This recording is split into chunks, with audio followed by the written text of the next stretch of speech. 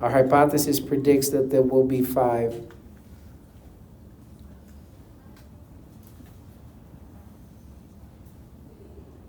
Five seedlings here on day 7. Okay? That's what we need to do. That's what you, so make those charts. I'll post this along with other stuff. It is 2:39, so that gives us plenty of time to talk about solvent, solute, and solution. Let's do that. This now. So we talked about these elements. Let me review with you that the periodic table, and I'm just sketching out the periodic table here, people.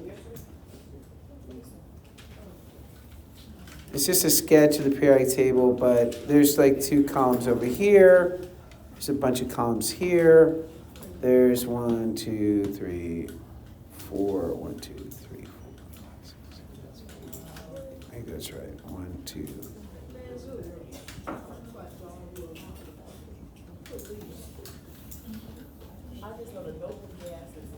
That's right. That's you don't have to memorize. Am I having you memorize the periodic table? No, but you should be familiar with it. I have in the past. I don't think it's a good. It's not a good use of our time, so I'm not going to. But the bottom line is that you have these periodic table. These elements exist. All right, they exist, and these two. Let me make this broader. This group here, we call these groups, and this group here, these two tend to form positive ions. They give up their electrons easily. So when you see these, they're going to be positive ions. These elements, and you'll have a periodic table at your disposal, these ions here, not including, let me go ahead and just say all of these here. Oops. All of these here form negative ions.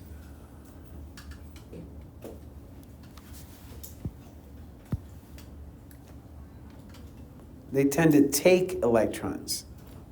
They take electrons.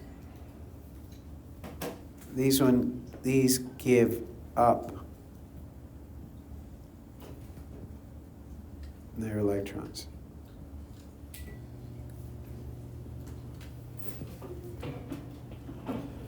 That's the general rule, and I'm going to go ahead and explain it to you, just because it might help you remember it. Is that when you're dealing with these two, remember that. Let's take a look at lithium.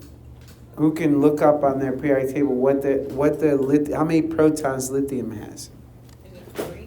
And look up sodium as well. Somebody said 3. Does somebody else agree? You want to look it up? You have it on in your planner. You can look it up on your phones and your computer. 3. All right, so there's 3 protons, so it's a plus 3. What about sodium? That's why you have a periodic table, so you can look it up. Oh, it's 11. So sodium has 11. Sounds like they should be very different, but actually they're very similar. And what about fluorine?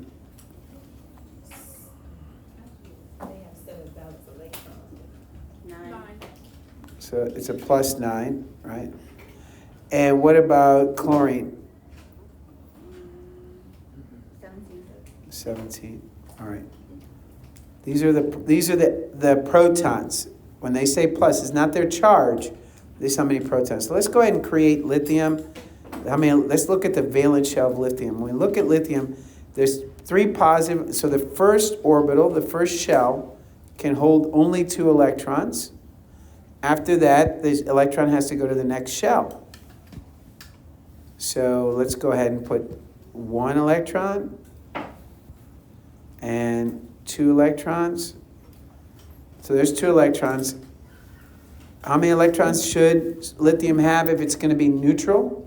3. So it needs 1 more shell. So it needs one more electron out here. So let's to be clear, this is known as the first shell, the 1s. This is known as the 2s. And then there's a 2p. The p can hold 6 electrons, the s can hold 2 electrons, for a total of 8. So we generally call that the octet.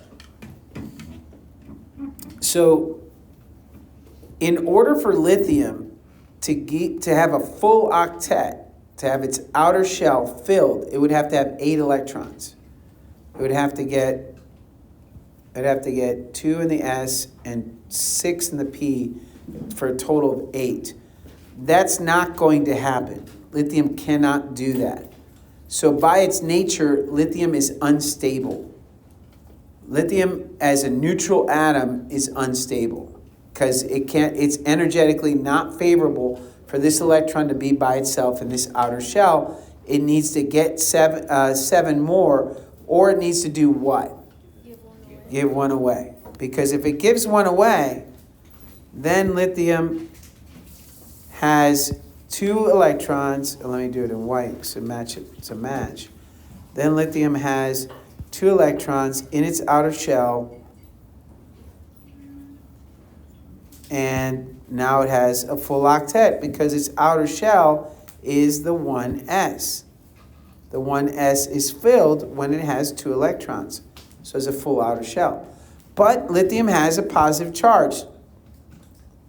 This lithium has a stable electron configuration, but then it has a positive charge because it's missing an electron. Okay. So now let's go ahead and look at fluorine. How many electrons we said fluorine had? 9. Is that correct? Yeah. All right, so first 2. Can I put dots instead of... I'm going to just go ahead and keep it the same. So the first shell has 2.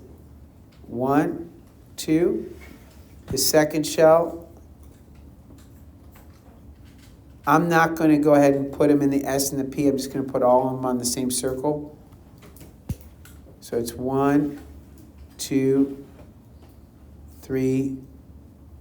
How many does it have? It said 9, right? So it's 2, 3, 4, 5, 6, 7, 8, 9. Now, how many electrons does fluorine need to fill its outer shell with 8? 1, 2, 3, 4, 5, 6, 7. How many does it need? There are several conversations in a phone being used. I don't understand. You might know this. That's good. I'm glad. I hope that's the case. If you don't know this, I hope you're paying attention. So you need 1 electron. If it gets 1 electron, its shell is filled. So now it's as stable as this. The other way it could do it is do what? Give how many away? 7 away. And that's not going to happen. It's just not energetically favorable for it to get rid of 7 electrons. So what happens is it takes 1. So when fluorine and lithium come together, fluorine takes 1 and lithium gives 1 up. Oh.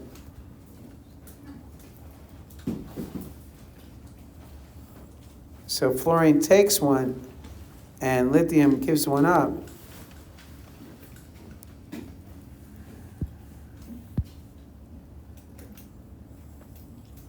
So what happens is now fluorine has a negative charge, and what do these two do to each other? They balance each other out, so they stick together, and they form what we call a salt. Salts are negative and positive ions that attract one another. They form crystals, they dissolve easily in water. Salts have properties that are very similar. Not all salt is sodium chloride. This salt that we used in the lab is sodium chloride, but there's lithium fluoride. You've heard of rock salt that you use on ice outside. Usually that's calcium chloride. So there's all kinds of different salts that you can use. When we look at sodium chloride, we can look at sodium, and we can look at chloride. We said sodium has how many electrons? 11. So I'm going to go ahead and quickly put 11 electrons in here. 1, 2,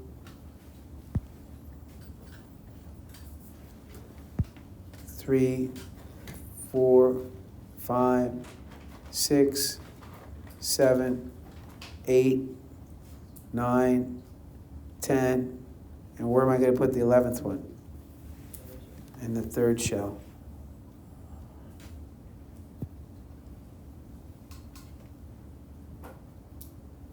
So now I have this one little lone electron in the third shell that it doesn't like.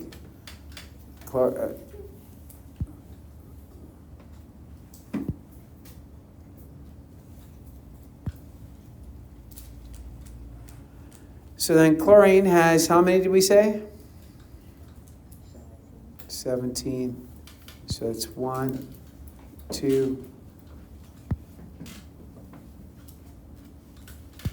3, 4, 5, 6, 7, 8, 9, 10. 17 is what we need. So we need another 11, 12, 13, 14, 15, 16, 17. So this one needs one, and this one needs to get rid of one. So what you have is sodium having its 1, 2, and a full octet. Yes, bless you.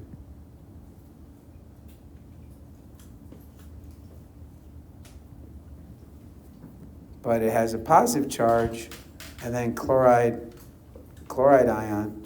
It's an ion now. We call it, when we have an ion, we call it IDE, I-D-E. So it's not chlorine anymore, it's chloride. So there's 1, 2, 3, 4, 5, 6, 7, 8, 9, 10. And of course, it has even one more shell. That's 3 shells.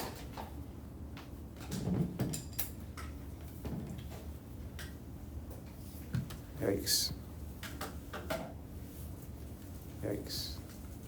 Come on, draw a circle, draw a circle. So 1, 2, 3, 4, 5, 6, 7, 8. So these are full octet. They're full octets. However, this one has a positive charge over here. Let me erase that. That's a little messy. I apologize. So this one has a positive charge here. And this has a negative charge here. They attract each other, so you get sodium chloride. And that's how ions form.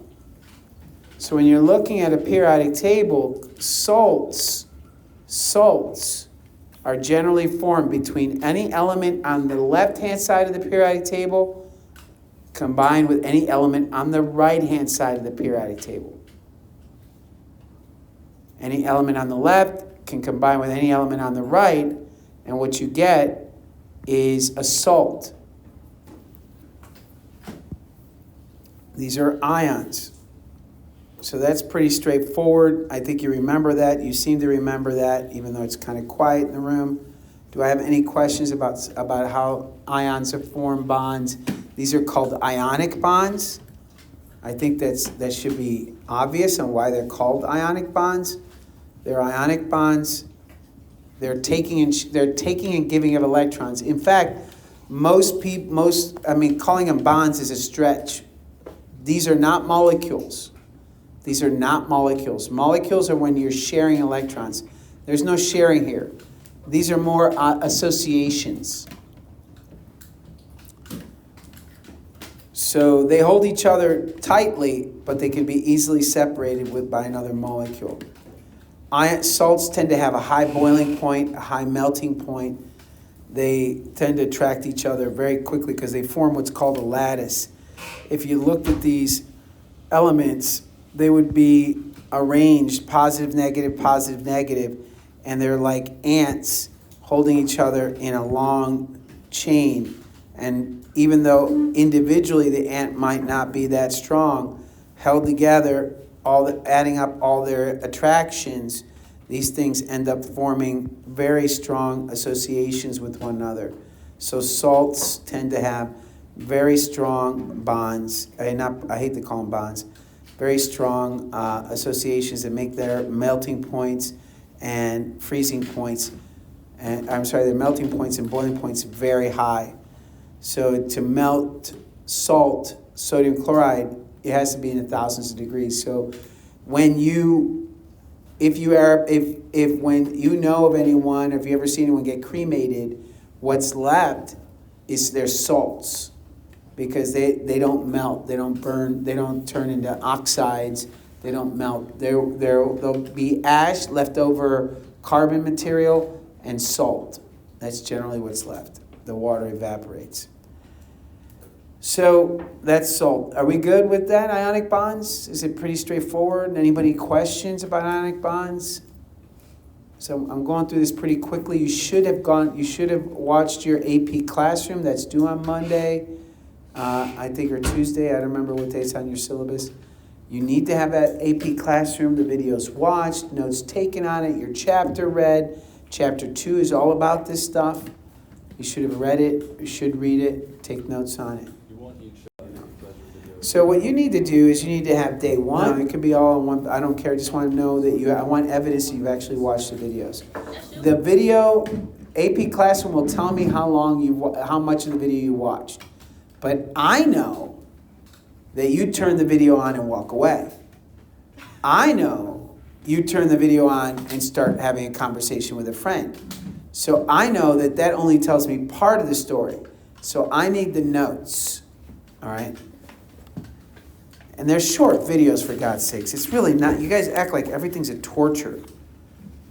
And these are the people that write the tests. The people that write the test are telling you this is the video to watch. Watch it. Last year, the kids complained about AP Classroom. They got Khan instead. Oh my God, did you have to hear the whining about that?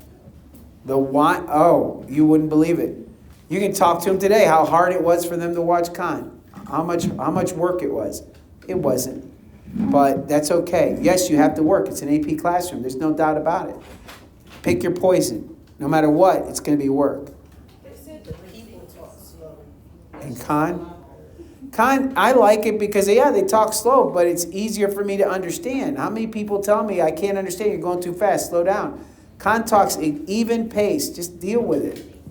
They're clear, and whatever you want. You can use Khan. I'm assigning you AP Classroom. They're short, and I don't know if the people in the AP Classroom talk slow. I don't need to watch it, so I don't.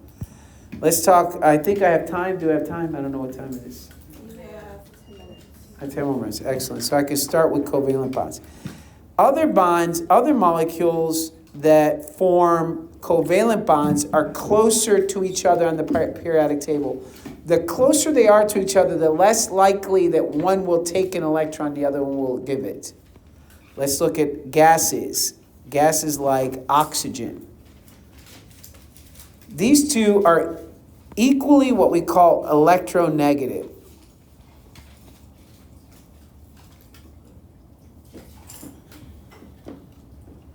Electronegativity is a measurement of the strength of an atom to hold on to an electron. The strength of an atom to be able to hold on to an electron. Oxygen has 16 how many electrons in its valence shell? So let me see if I wonder if this will allow me to, Okay, so here's your periodic table. I'll give you one like this. I like these because they tell you which are alkali metals, which are alkali earth metals, which are lanthanides. These are the names of the groups, okay? You don't need to know that for biology. It's not that important to know the names of these groups. You should know them before you go to college. You want to be nurses, doctors, anything in any science. The periodic table is engineers need to know this. Like, I don't care what you want to do. Anything that has to do with engineering or science, you need to know your periodic table. These are the elements that everything on earth is made of, for God's sakes. You should know this. So in any case, this is group 1, this is group 2. These are the ones that, if these two are mixed with these two, you get that ionic bond. These are what we call transition metals. They act a little differently, but it's neither here nor there. Here's a really easy way. So you know how I drew those atoms out and counted all the electrons? And some people back there are having a hard time staying awake. You realize I'm going to collect these notes, right? Back there, you know these notes, I'm collecting them. Is that everybody aware of that? It'll be a grade. I wasn't going to collect them today, but I think I will. I'm gonna make it an assignment. I'll have you upload them when you get home by 3 p.m. I think that's fair. 3 p.m. Yeah, 3 p.m. So I think that's fair. Yeah. If I'm covering in class, I want evidence that you're paying attention. I've seen you two paying attention. I still want you to take notes in the future. But you two are paying attention. The rest of you, I don't know if you're paying attention or not. Lay your head down, staring off into space. I don't know what's going on. But you might know it, might not. I need evidence. All right. So here's an easy way to tell the let's be clear first, because I just said electronegativity. The elements that are the element that's the most electronegative is right here, fluorine. Write down. So the solution, I picked yellow too, that's appropriate. The solution is called urine.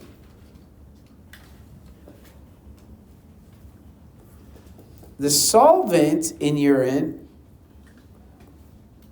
let me use a different color for the solvent. The solvent is water. It's the same water you drink, the same water you swim in, the water that's in the air and falls down from the sky. It's just water. That's why you shouldn't keep your toothbrush in the bathroom. No, that's not what I'm saying. Listen, pay attention. The solute is urea. Urea salt. It's a salt. It's the waste from your body. This is the waste from your body's waste. You take the food, you process it. This is the stuff you cannot use. It's ammonia. It smells like ammonia because it's related to ammonia as a molecule. It's urea salt. So when you look at urine, you look at a beaker full of urine. What you're looking at is water with the salt urea dissolved in it. So there's urea dissolved in water. So if you took a close-up look at it, if you took this and looked at it closely,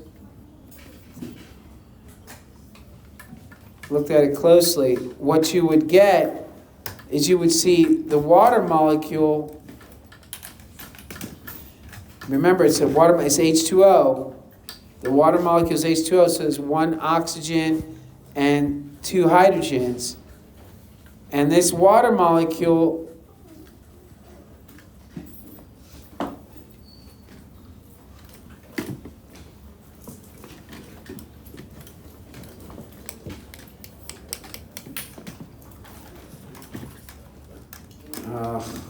man.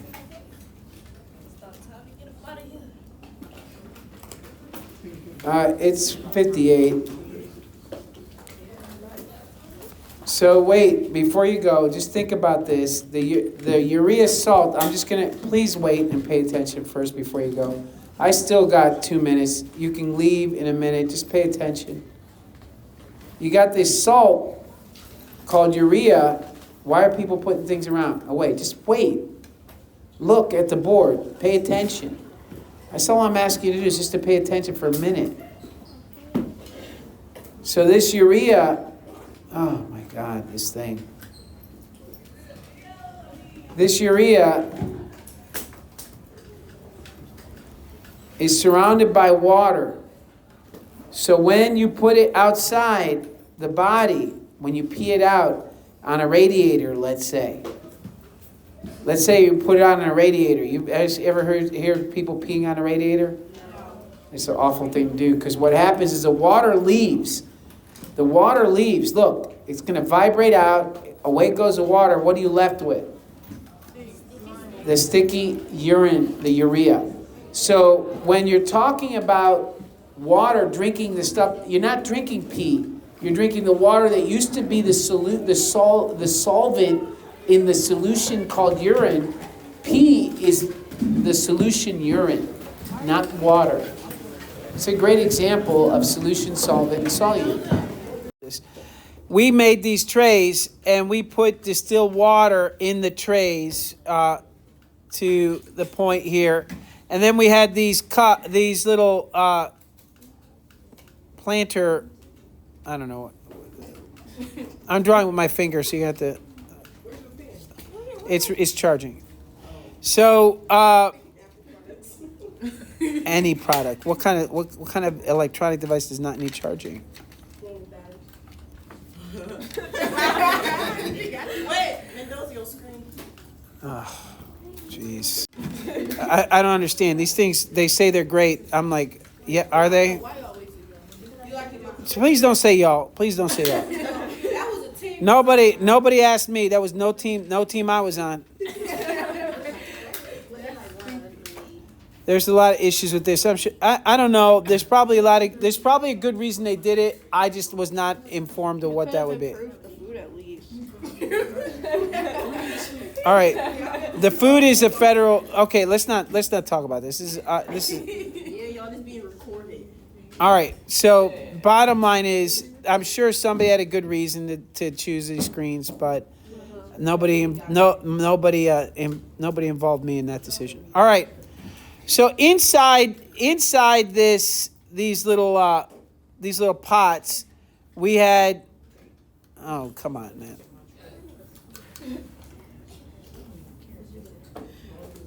Hey, can we all focus a little bit? So inside, I'm trying to answer your question and also get to the gist of what we're talking about here. I can't get a brown for some reason. I like the dark orange. You looking for what color? A dark orange, you think? Brown. Oh, yeah, that's probably. Look, it is. Oh, you gotta slide it. Slide it this way. Oh, yeah. Thank you. There you go. Thank you. That's not brown. It's close enough. He had brown. He literally. All right, whatever. I mean, I don't have time for this. So. Oh, great. I used the fill. Okay, there it is. Ladies, can we focus? All right, so we have the earth here, and down at the bottom in each of these planters, there's a little bit of, there's a little hole, and that allows the water to go up the holes. The water goes up because there's two words that you should have learned about in your, that's right, capillary action. Two physics words that you learned and chemistry words that you learned about in the chapter. Two words we use a lot in biology. It's the stuff that sticks, sticky stuff. Is done. What do we call tape? What's another word for tape? Adhesive. There's two vocabulary words you should know, and that is adhesion. That's right. And cohesion. And so water does this thing, and this is how trees get water from the ground all the way up into their top of their leaves. The water does not go in from the rain on top of the trees. You can water the leaves all you want. The water's not going into the leaves. The water goes into the roots. Yes. I have this really big plant that I control, and I water it from the bottom, and it drips. Its leaves drips water. So would that be? That's a great example. That's right. I'm glad I have a fellow plant lover in the room. So yeah. So she has a plant that she waters it from underneath, because what we're doing here, which is we have water here at the bottom and the water goes up. And why does water go up? Because of both of these, by the way, both of these things, adhesion, cohesion, is something called, it forms the two big things, which is capillary action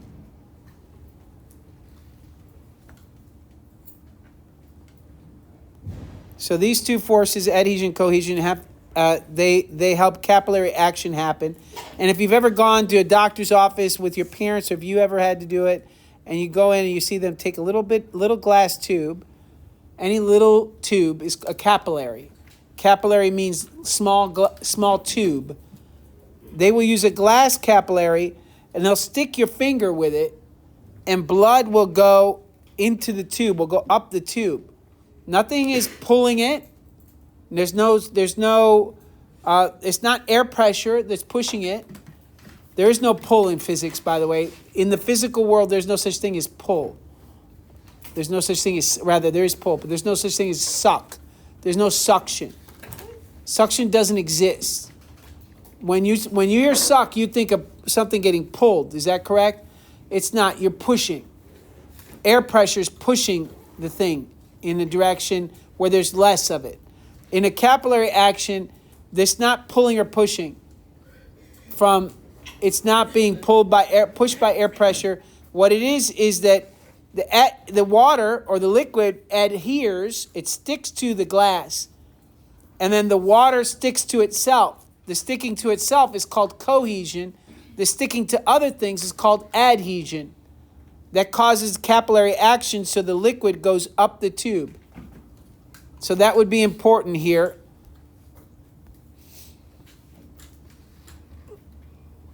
And so the water is going up. And by the way, the force that involves both of these, the force that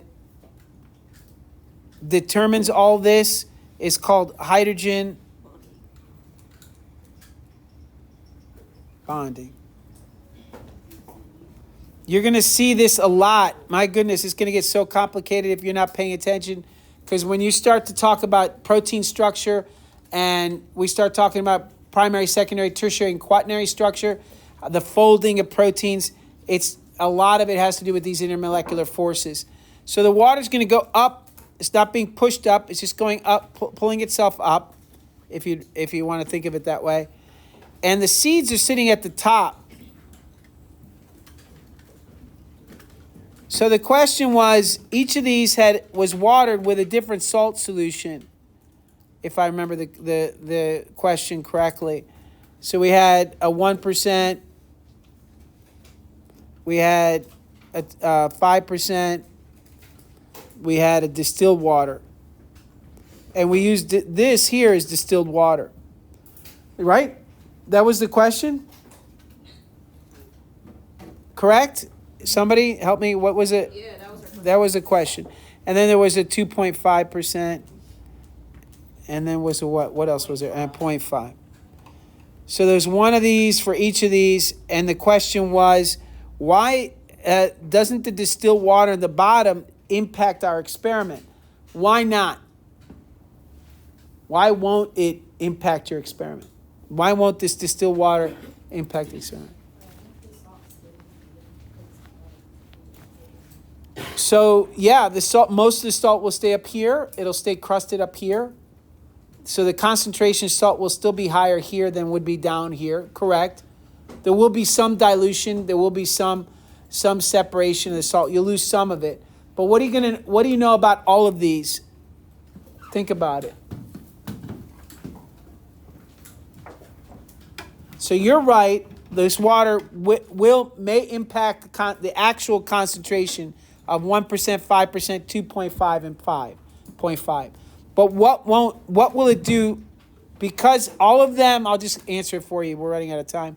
Because all of them are in distilled water at the same time.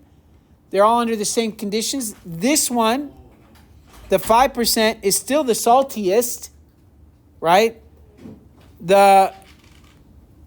So still 5% is number one, and distilled water is still the 0, the least salty, and everything in between, correct? Mm-hmm. So because that's true, we can still compare the results. See, our experiment was not about what percent salt was safe for plants. What the experiment was, did the percent salt impact plant growth? And so, yeah, go ahead. That would mean the distilled water plant would get some salt. That's right. Some salt will get into the distilled water salt, but will it get more or less than these that have a higher concentration? Less. So this, you're right. They still get some, but not as much as a 5%, 2.5, and etc. So I think that the fact that your one big impact of why your seeds weren't growing is that the distilled water in your trays dried out and nobody replaced them. Probably they dried out because the lights were shining on them for 24 hours a day for 5 days. Then the second problem is that you had the lights shining on them without much change in intensity for 5 days. That might impact the growth. And then the last thing is that the seeds were old compared to the younger seeds that we got. That it just happened I could not find the bag until after your class. So you guys didn't get the fresher seeds. So how can we, your job then, whatever time is left today, and how much time do we have left? All right, go ahead and decide what you want to do about it. Here's what I'm going to suggest. Do you all agree we should just fill these trays up with distilled water at least? All right, everybody agree with that? And do you agree we should just put fresh seeds in each of your containers? Yeah. And then continue watering and as we've been doing. That's fine. Does that mean we'll have to extend like the? We're going to extend the time. This is not about something being due. All right, this is about seeing what the results are. Experimentation, it's hard to put a deadline on it, okay? So this is a true experiment, and I want you to actually play with it, all right? So go ahead and do that. Fill it up with distilled water, push some fresh seeds in it. Let's try to put 5 extra seeds in each one, or as close to it as you can, so we can at least, and make sure you document exactly what you're doing to it. There are going to be errors. And one of the things that we have to worry about in an experiment, one of the things that we're always vigilant about are sources of error.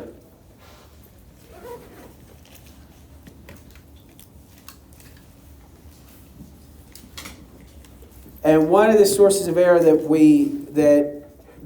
we could see there was a difference between those that are growing and those that aren't is that the trays ran out of water. I was absent, and you weren't told to do that, so they ran out of water. So the kids are going to fill that up. That's fine. The other source of error is that the trays that were in the grow lights, they were used from an old kit because I couldn't find the new bag of seeds. So perhaps the seeds were damaged. And so that was also a concern. Let's call them dead. The seeds were dead. Okay? And so you planted dead seeds, so of course nothing grew. Remember, seeds are alive. So if you're eating raw seeds, you're eating something that's alive, right? It's a living. It's dormant, but it's alive. So the seeds might have been dead. So how can we correct these and kind of redo the experiment? We're gonna run it again, and this time we're gonna keep the trays. We're gonna keep the trays. Oh, there was a third source of error and I call it possible. I should call it possible source of error, because maybe it didn't have any impact at all. Maybe it had an impact. We don't know. The other possible source of error is that the lights were on for 24 hours. 24 hours times 4, 4 days. So they were on 24 hours for 4 days. That could have impacted growth as well.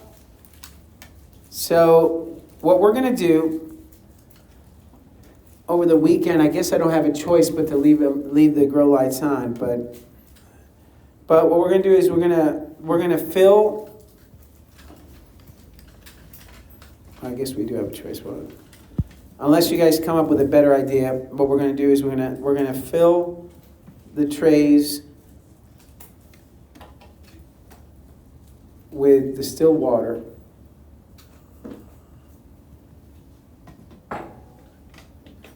And we're going to possibly move some of the trays.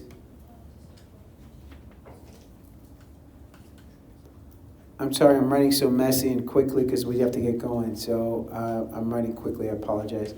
Move some trays to the window.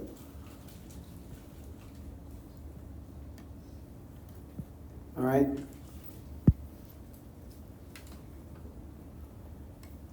All right, so those are kind of the two things. So it's going to, we're going to try to correct. That's where we found out that something was going wrong. Obviously, things weren't growing. So what do we do when we come as scientists? What do we do when we come up to a problem? We fix it. We change. We correct it.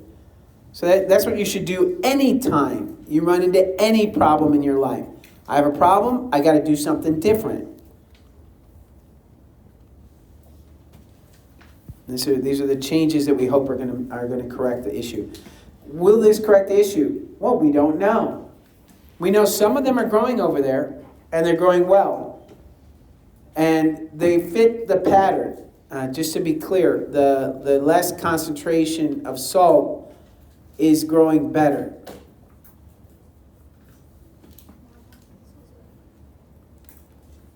Can we say anything about the relationship between salt and growth just on that limited number of data sets? No. So we need more growth versus non-growth data where all the conditions are the same. The problem we're running into is a problem that all scientists run into when you don't have the conditions the same. We have these conditions are different, and unfortunately, because of the number of students we have and the number of plants we decided to use, we can't possibly have correct this 100%, but we can make these corrections and see if it works. And at least if we get enough data sets, well, then we might be able to say something about what we observe. So from now on, I'd like you to go ahead and continue your watering regimen with water filled up. They're also, one more fix. They're planting new seeds for you. I'm just trying to save time. They're going to plant new seeds for you on top of what you already planted. So if it was the old seeds, we're planting new seeds. If it was the dried out trays, we're filling them with distilled water. I'm sure they'll last till Monday. That'll keep the soil moist. And if we're going to move some of the trays